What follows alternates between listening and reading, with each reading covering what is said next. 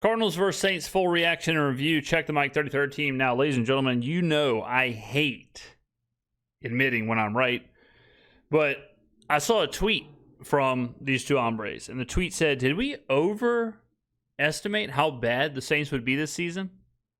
Ladies and gentlemen, it took 4 quarters. It took a game. It took 1 week. I just gave myself goosebumps. It took 1 game for the national media to say, you know what? Maybe what James has been saying for 4 months, twice a day, buy a shirt, buy a mug, buy a hat, maybe James was right this whole time. It's really unbelievable. I just gave myself goosebumps again. I might have frostbite by the end of this video. Cardinals get the win here, 20-13, over the Saints, 1-0 Cardinals. Saints had an opportunity, though. Yeah. They were down 10 to get within 7, and they had 4 shots from the 18-yard line.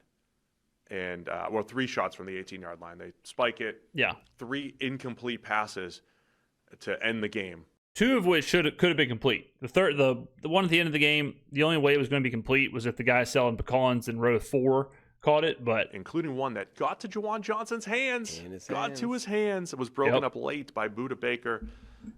Pretty nice job by Spencer Rattler, giving the Saints an opportunity to win there. A little overthrow in the last one, but Cardinals come away with the win here. What were your thoughts on this game? Yeah, well, let's start with the end and go backwards. I mean, Rattler. That's how Harry Potter. That's how J.K. Rowling wrote that. J.K. Rowling, the first scene she wrote was the last scene of the book. Well, not the last scene, but the scene with Hagrid and Harry. I won't spoil it, but she wrote the book back. Makes the play. He got it to Johnson in the end zone, and honestly, it felt even more like less of a pass breakup, and more he just kind of lost it on the way down. Like he had it. I didn't see the replay. I thought Baker had his hands in there.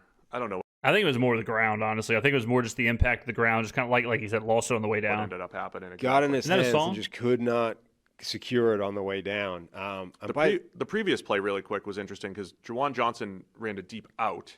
Yeah, that play was wild because if he completes it, which I thought they did, they have no timeouts. There's like 10 seconds on the clock. They would have had to sprint up to the line just to even get the play off. And then it's a straight up 1 play, no time on the clock, get right or get left. At about the 2-yard line. Yeah. And that one was dropped. Yeah. And if he had caught it, the game was probably over because they didn't have any. I think he probably could have got a playoff, but it would have been tight. Timeouts. And so I don't know if he knew, like, hey, I need to drop this. But no, he did not. If that ball had been caught, the game was over. Then there's the seam that gets to his hands and whatever, it's incomplete. And then overthrown the end zone to Chris Olave on 4th down. And the spike that you mentioned was kind of interesting as well. The spike was interesting. I didn't think you needed to spike it because at that point, I think it was like 40-something seconds on the clock. Now, the reason I think the spike might have happened, I have no idea of any, this is just me guessing. Sometimes in 2-minute drills and in those spots, a coach will give a quarterback or a team like 5 plays or 4 plays of like, all right, this is what we're going to do. Maybe they were resetting that. Maybe they were giving him the next batch of plays of like, all right, look, if you complete this, this, and this, then, if we get down like that, what we just talked about, he may have told Spencer, like, listen, if we get into a situation where it's 1 play with no time left, this is what we're running. It might have been that last-ditch effort to just give the information that he had to give and reset everything, but it also gives the defense a chance to reset. Like, I think, I don't know if spiking it there is correct. I don't know if it's wrong, but it is worth a conversation. Well, because the Cardinals defense looked wrecked at that point. Yeah. Like, they were struggling on that. By the time they got to that drive, you're saying if there was 40 seconds odd left. If Rattler's feeling that, he might fake it, chuck spike, it up, or just keep go. that deep. Like as soon as they make the spike, suddenly Arizona's defense looked absolutely gassed because I think they went like laid down. Like I think the ones that came out went like laid down on the sideline. They were absolutely gassed. Booker McFarland had a great tweet about that, saying like in week 1, week 2, the defensive line is not conditioned for like the end of the game like that. So he was saying if you're in a late game situation, just put the pedal to the metal. They'd been on the field for a bit in that final drive. They get to substitute in. Yeah. I think they got pressure on the very next play.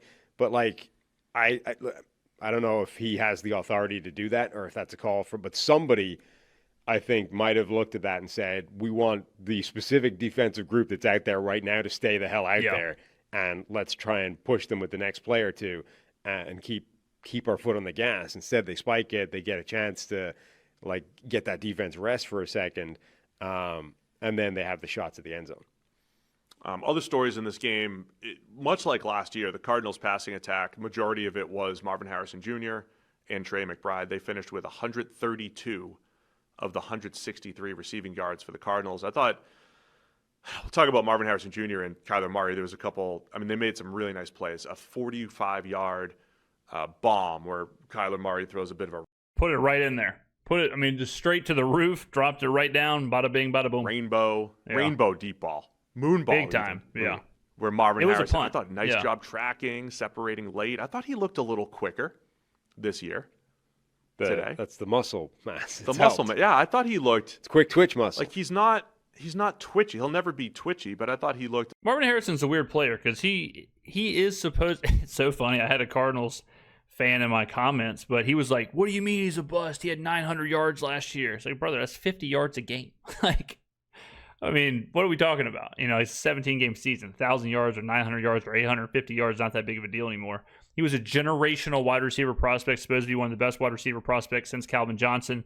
I think if you look around the league, I don't think Marvin Harrison is even close to the upper echelon of wide receivers, at least not yet. A little cleaner. In and out of breaks, ran a really nice slant, Marvin Harrison, on 3rd and 11. Created big separation, got the first down there. And there was two other miscommunication-y type of plays. I don't think we're overrating this too much, but there was one where Harrison was behind the defense, which could have been a 97-yard touchdown, and it's either Kyler missed him by a mile, or the post angle that Harrison ran was just... Oh, this is when, that was a bad one. That was when Kyler, he was in his own end zone. That was either right before or right after the penalty that I thought was going to be a safety. But, I think from what it looked like on my end, Kyler just missed him. Miscommunication again, but there was that one, and then there was another one where, again, is Kyler that inaccurate? I don't know. That's what it looked like to Marvin me. Harrison Jr. ran more of a slant, and Kyler threw more of like a stop route. And so the two incompletions, one was negated, but the two of them, they seemed to be not on the same page, but they did connect it more often than not in this game. What's funny about that is most of the time when you get these quarterback wide receiver dynamics where they're just not on the same page, the default assumption is it's the receiver's fault, right? Like the quarterback knows what he's doing. The receiver, for some reason, isn't on the same page. That's probably a failing of his, right? This is the one where you kind of start to get the feeling it might be Kyler. Yeah. Well, like Caleb Williams and DJ Moore had a few like that in Monday night's game where it's like, no, this is just Caleb being erratic. So Kyler, in that situation, I think it was more on Kyler. I'm starting to think that Kyler's the problem more than Marvin Harrison Jr. is. But whatever it is, it remains a problem. Like they're not on the same page in a way that an elite wide receiver quarterback combination needs to be. What did I agreed. Message you yesterday that Matthew Stafford and Devontae Adams have better chemistry than Kyler and Marvin Harrison Jr., and they basically... Yeah, but Stafford's like a Hall of Fame level, elite level quarterback. They haven't practiced together yet because, old man Stafford's been on the shelf with a bad back for the entire time. Like, I don't know how many practices they've thrown the ball towards each other, but, it's a couple. Hey, guys, real quick. Only 40% of our viewers are actually subscribed, so let's change Jump that. scare. Hit that subscribe button. Gets me every time. Let's get back to the action. All right. And that was a beautiful back shoulder, Stafford to Devontae Adams, which we'll get to in a couple hours here. We're not trying to nitpick here. I just think there's a ton of potential there still. And a lot of people that... Well, yeah, there better be, because as of right now, he's trending towards bust. Listen to us play fantasy and, care about their receivers and their stats and everything. I thought Marvin Harrison Jr. played a really good game here. Yeah. They ran goal line mesh where he came open for a wide open touchdown. I love the way he tracked the deep ball. And like I said, the deep post, which ended up being a defensive penalty, he was open there as well. So I thought he played a good game. He also forced a pass interference. Yeah, very similar to the Cortland Sutton situation with Kool-Aid in the preseason, where I don't know if it's just physical wide receivers or what, but Kool-Aid does not like that matchup. On Kool-Aid on another play. So I just said. He played well. McBride, it was a two-man show as far as the pass game goes. Backup running back Trey Benson had a big 52-yard run in there. I know a lot of people, James Conner's been fantastic the last couple of years. People want to see more of He did absolutely nothing in this game. In the Benson run, should have been stopped. And even if it wasn't stopped, should have been like a 5-yard gain. Turns into a 50-something yard gain. I believe the Cardinals had like 150 yards rushing. They had 30 from Kyler, 38 on the ground scrambling, and then 50-something from Benson. So 90 of the 150 was on broken plays, basically. So the Saints' run defense was insane. Trey Benson in his second year. So he made that one big play. And then rookie cornerback Will Johnson made a ton of plays in this game for the Cardinals. Remember, we talked about their draft where they got Walter Nolan in the first, we haven't seen yet, but Will Johnson, who was supposed to go top 15, they get him in the second due to injury concerns and maybe speed concerns. He broke up 2 passes to Rashid Shaheed, and he also absolutely obliterated Chris Olave. That's in the backfield. Speedster Rashid Shaheed, albeit coming back off an injury, but it is like a fast guy. There was a couple plays there with Rashid Shaheed where like Rattler was a third down. He was like on a crossing route and he had no separation at all. So I don't know if Shaheed is one of those guys that needs a little bit of time to get up to speed, but I was surprised he didn't get more separation off the line on some of those short routes.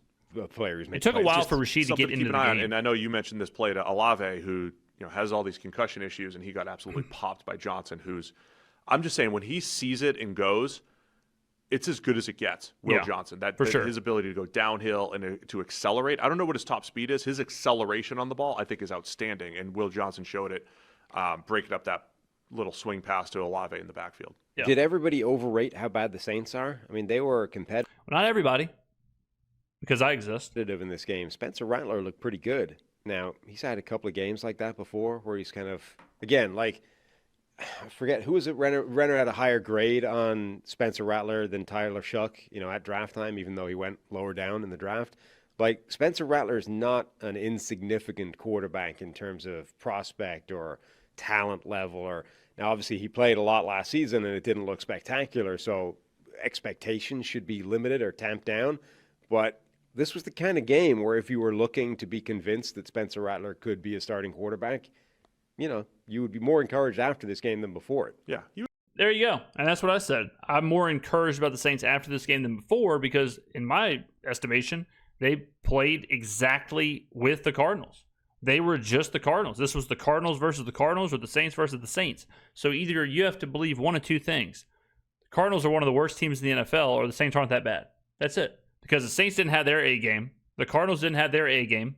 This was 2 C games, which means these two teams are relatively equal as far as not like standings and all that stuff, but just equal as far as what the product they're putting on the field, how that plays out, results and all that, who the hell knows. But this was not, when you have teams like the Dolphins and the Panthers and the Titans and some of those performances this week, there's no way you can watch this game and say the Saints are part of that group. So I came into the season thinking the Saints would be below average. This game tells me I'm probably right. Now the question is there another gear to the Saints? Can the Saints win games like this? Or are they just going to perennially kind of be in that below average, which would be 5, 6, 7 wins? Or is there another gear where, no, they can push the ball down the field. No, they can make forced turnovers. No, they can run the ball. No, they can do this, whatever. And that's how you get to the 7, 8, 9 wins. But drastically overrated the entire offseason was how bad the Saints were. Spencer Rattler had a 77 PFF grade. That's better than Kyler Murray in this game. Saints run defense looked really good. I think I'm not surprised at all. Now, imagine if the Saints would have won this game, what the narrative would be. It was fine. I mean, I thought the offensive line did a pretty good job for him. You've got Chris Olave, Rashid Shaheed, Juwan Johnson. You've got some guys to throw to. I don't think the Saints are. I don't think they're awful. I think I don't really trust their defense overall. Again, defense played really, really well. Run defense, at least. They fought hard here. It's more about over the long term, right? I mean, we mentioned all offseason the parity around the NFL, and I just said all but 3 games were at least a 1-score game in the fourth quarter. Yeah. And so being the worst team, I think that just means over time we think you're going to win 3 or 4 games. So yeah, okay, brother, you're talking out of both sides. I feel like I'm talking to 17 different people.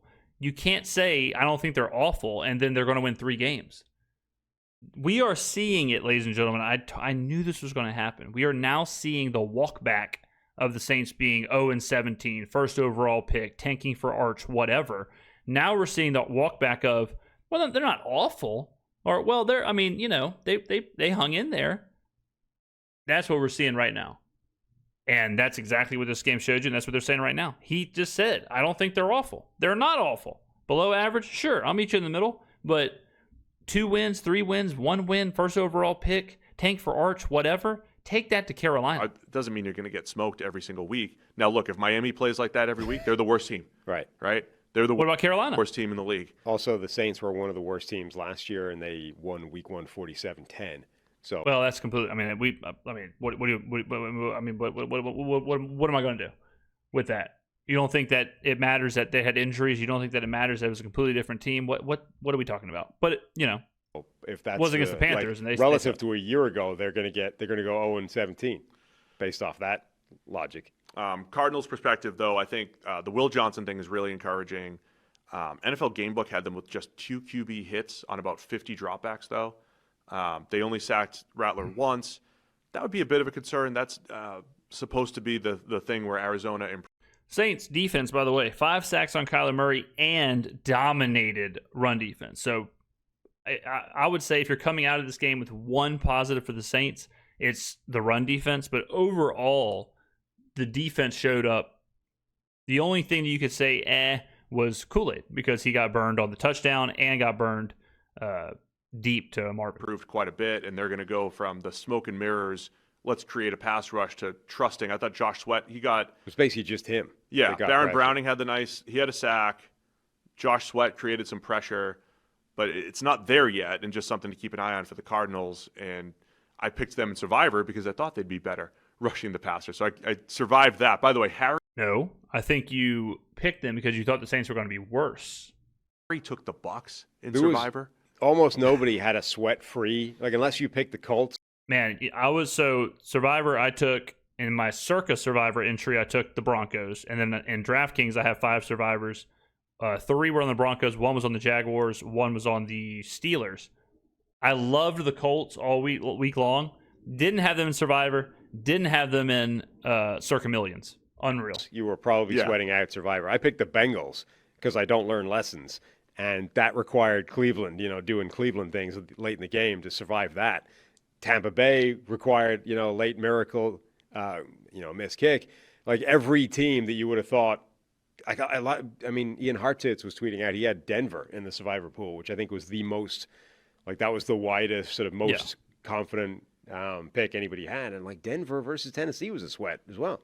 One other note on this game: we had 2 friends, one old friend and one new friend, on the call on this game. Old friend Ross Tucker on the call. Always enjoy Ross. And new teammate Logan Ryan. New teammate here at the 33rd team. Logan Ryan, his new show with Cynthia Freeland called NFL IQ. All part of the 33rd team here. We're going to have Logan and I believe Cynthia both on the show on Wednesday to do a little Week 1 recap, talk NFL storyline. So Logan Ryan and Cynthia Freeland teaming up for a new show here at the 33rd team that you guys need to check out, especially on YouTube here. Go find it, NFL IQ, and hit the subscribe button to that. But we'll have Logan and Cynthia on the show, or at least Logan. We'll figure it out. One or both of them on Wednesday. I love speaking when I don't know the exact details. Yeah, at one point we were going to have about the Saints. How many rings does Logan have? Because he was okay. So we're going to end it at the Logan Ryan talk. I mean, this is it, ladies and gentlemen. This, we went through an entire offseason and laid this out literally every day, and now it's coming to fruition. And I'm not telling you the Saints are going to win 10 games of the division or whatever, but they have not been, and were never the worst team in the NFL. Just like Bryce Young has never, was not, is not good. Just like the Panthers were never going to be the dark horse team in the NFC South, the Saints were never going to be 0-17, 1 win, 2 win, whatever. This team is not that bad. They are below average, and now we have to see, can they take a step forward? Can they learn from week 1? Can they grow? And we're on to San Francisco. So there you go, ladies and gentlemen. Thank you for watching. I will see you in the next video.